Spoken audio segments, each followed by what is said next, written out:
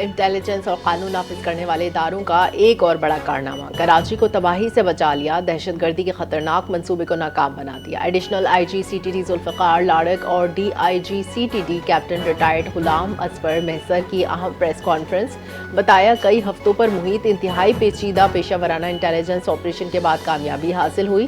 رئیس کوٹ میں بروقت کارروائی میں 2000 کلو گرام سے زائد تباہ کن بارودی مواد برآمد، کئی دن راتوں کی محنت کے بعد دہشت گرد کو گرفتار کر لیا۔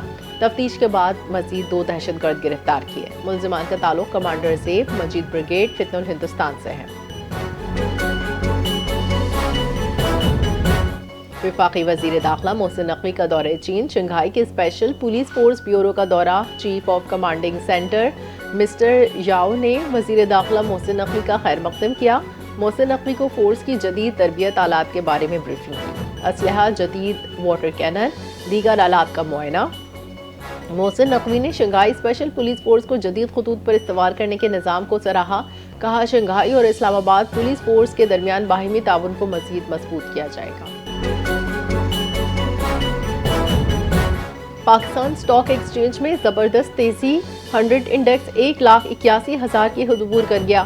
کاروباری ہفتے کے پہلے روز مثبت رجحان، 100 انڈیکس 2100 پوائنٹس اضافے کے ساتھ 1,81,135 پر ٹریڈ۔ گزشتہ کاروباری ہفتے کے آخری روز انڈیکس میں 2600 پوائنٹ سے زائد کا اضافہ دیکھا گیا۔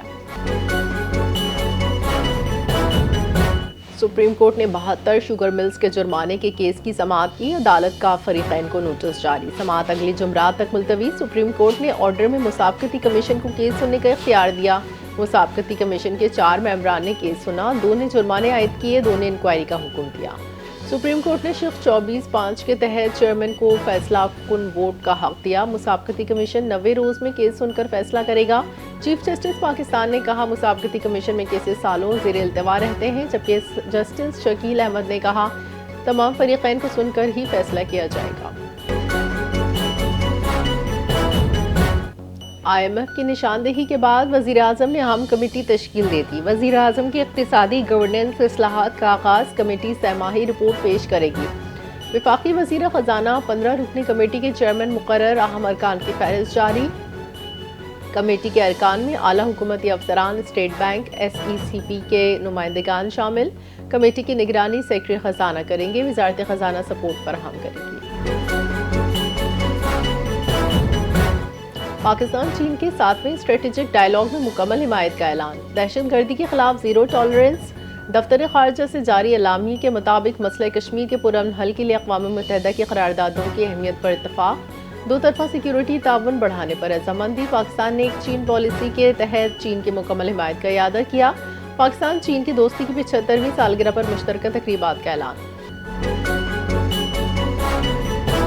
حکومت نوجوانوں کو ماحولیاتی تبدیلیوں کے اثرات سے نمٹنے کے لیے تیار کر رہی ہے۔ وفاقی وزیر آئی ٹی شیزہ فاطمہ کا تقریب سے خطاب، کہا نوجوان ملک کا سب سے قیمتی اثاثہ ہیں، حکومت کی کوشش ہے نوجوان معاشی طور پر خود مختار ہوں۔ مارکہ حق میں نوجوانوں نے سائبر سیکیورٹی کے شعبے میں نمایاں خدمات انجام دی۔ اے این ایف کا ملک بھر میں منشیات کے خلاف کریک ڈاؤن، 14 ملزمان گرفتار، 2 خواتین شامل۔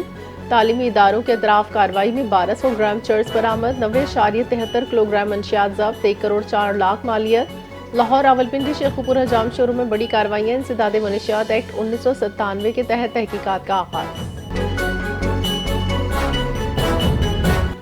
صوبائی وزیر ثقافت سیاحت سید ذوالفقار علی شاہ متحدہ عرب امارات کے کراچی میں قونصل جنرل ڈاکٹر بقیت عتیق المرمیشی نے درمیان ملاقات، ثقافتی تعاون، سیاحت کے فروغ، باہمی روابط کو مستحکم کرنے پر تبادلہ خیال۔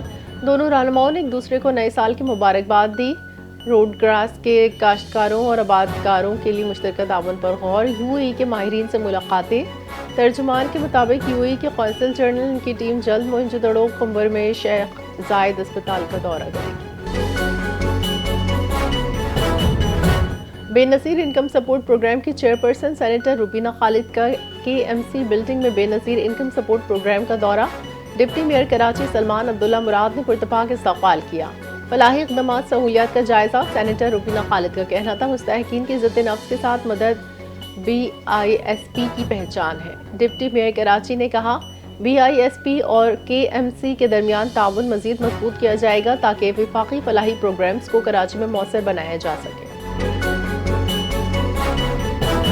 اور کرکٹ آسٹریلیا کے CEO ٹوڈ گین برگ ICC کے قوانین پر برس پڑے۔ ICC کے خراب روشنی کے قوانین کو تبدیل کرنے کا مطالبہ۔ CEO کرکٹ آسٹریلیا نے کہا، میرے خیال سے سڈنی ٹیسٹ کے پہلے روز زیادہ کرکٹ ہونی چاہیے تھی۔